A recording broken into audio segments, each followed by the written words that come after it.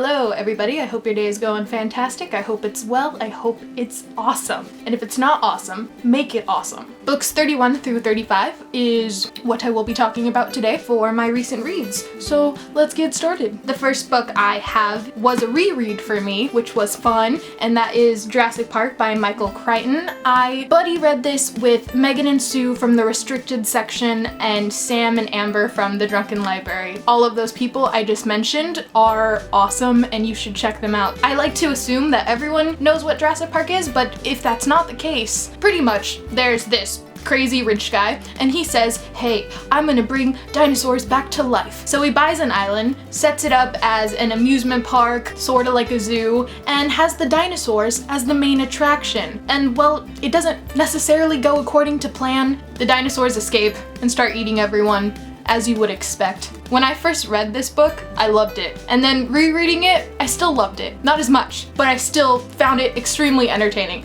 The writing isn't good. I really like the science in this book, even though the science itself was very questionable, and the characters were so goddamn annoying, except Ian Malcolm. I love Ian Malcolm. Or maybe I just like Jeff Goldblum, I don't know. But to be honest, while reading this, I didn't really care about those things. I was too invested in the plot and was just eating this book up. It was great. Eating the book, eating people.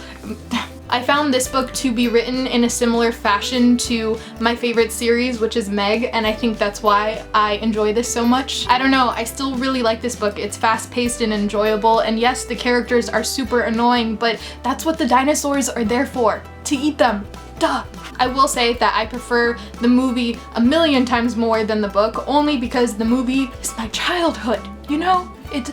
I watch it too much, I know that, but it's fine. The book's still good. You should read it if you haven't read it, and then read The Lost World, which I have also read, enjoyed. It's not as good as this one, but it's fine. After reading this, I realized that I need to read more Michael Crichton because the last book I read by him was years ago, and that was Pirate Latitudes. I hated that book so much, and I think that's why I haven't read anything by him since, because I'm still angry about that book. I went and picked up Sphere, which someone left a comment on one of my videos saying that they thought I would like this. I don't remember who that was, but I hope I like this. We'll see. After that, I read The Serpent of Venice by Christopher Moore. This book takes some works from Shakespeare and Edgar Allan Poe and leaves you with this hilarious, dark satire that I had a lot of fun reading. We've got true love, jealousy, betrayal, murder, revenge, mysterious boxes, maybe a dragon. Maybe. It's told from our main character, Pocket, right here, who is known as the Fool. The plot of the story is extremely confusing, so without having to go on a tangent forever and ever, it's about Pocket who just lost the love of his life, Cordelia, and now he's out for revenge. But it's the way that he goes about his revenge, which is just really funny. This book did get confusing at times, which is why I only gave it 3 out of 5 stars, but overall, I did enjoy it. I thought it was funny. I really want to go out and buy all of the Christopher Moore books so I could just binge read them all because they're so funny. The next book is another reread, and that is Harry Potter and the Chamber of Secrets by J.K. Rowling. I reread this book because Adrian and Dalton from Strip Cover Lit have this ongoing series every Wednesday. They break down Harry Potter 3 chapters at a time. You should all go and watch it because it's hilarious, and Adrian will ruin your childhood, but in the best way possible. I haven't read this book in forever. Okay, first off, this book has so much foreshadowing for a lot of upcoming events in future novels, specifically Voldemort talking about how he left parts of himself in Harry, which might reference the Horcruxes, but spoilers. One thing I noticed right off the bat was that in the beginning when they were leaving King's Cross, Ginny left her diary and had to go back and get it. She nearly left it behind. Imagine if she didn't go back and get it. It would have changed everything, but then we wouldn't have this book now, would we? And then I read The Rime of the Ancient Mariner, which is a poem by Samuel Taylor Coleridge. Erika read a poem? What? I didn't see that coming either. I know, weird. In this poem, an albatross starts to follow a ship. Even though being followed by this bird was considered a good omen, this mariner decides to shoot it down with a crossbow, which his fellow crewmates see as an act that will bring a curse upon the ship. And it does. Terrible things happen. The winds cease, they can't move, they catch nothing, they run out of water, and everyone besides the mariner dies. And after this, he takes it upon himself to redeem himself for what he's done. You could read this poem and take it in so many different ways, but the poem itself is highly religious. It's about this mariner trying to find redemption from God. But you can also look at it as humanity as a whole. We, as people, kill and destroy everything. That's just in our nature. But good can come from that, you know? We still try to be good. And then there's how I see it, where there's an albatross around your neck. All the things you've done, all the things you've said, can you carry it with no regret? Can you stand the person that you've become? I totally just jacked all the lyrics from Bastille's song called The Weight of Living. Great song, you should listen to it. An albatross is just your guilt, it's your baggage, and you have to let it go, because if you don't, it's gonna weigh you down. I liked this a lot. Very depressing, very sad, but very beautiful. You should read it. And the last book that I'm going to be talking about today is Pastoralia by George Saunders. This is a collection of short stories, 6 short stories to be exact. I found them all to be extremely dark, funny,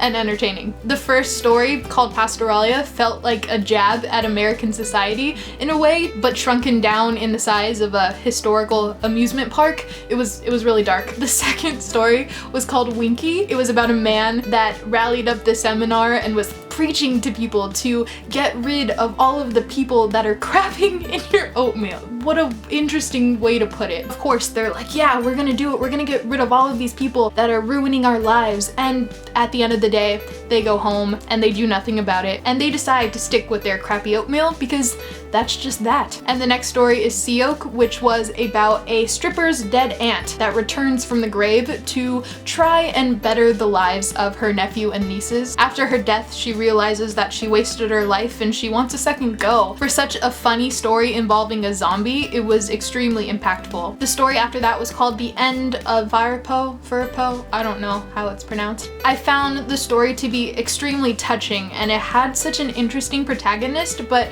I felt as if it was a little underdeveloped and I wish it was longer. The story after that was called The Barber's Unhappiness, and I like this one a lot. It's about this barber who meets the love of his life, or so he thinks. He places his object of affection just on this high pedestal, only to realize that this said object of affection doesn't meet his expectations, as very often so happens. The last story is called The Falls. I think The Falls is about choosing to do the right thing, even if it's obvious by choosing to do the right thing, you may be doing the wrong thing. But regardless, you're going to keep trying to do the right thing because the right thing is just the right thing that you should do. I don't know if that made sense. I really like this a lot. I felt that these stories possessed this layer of truth in every single one that really resonates with you long after you read them. While Sea Oak was my favorite story in this collection, I thought that the most thought-provoking story was The Falls. One more thing, I felt that this book could have been written by another author. It just felt like it was oozing out all of the Vonnegut,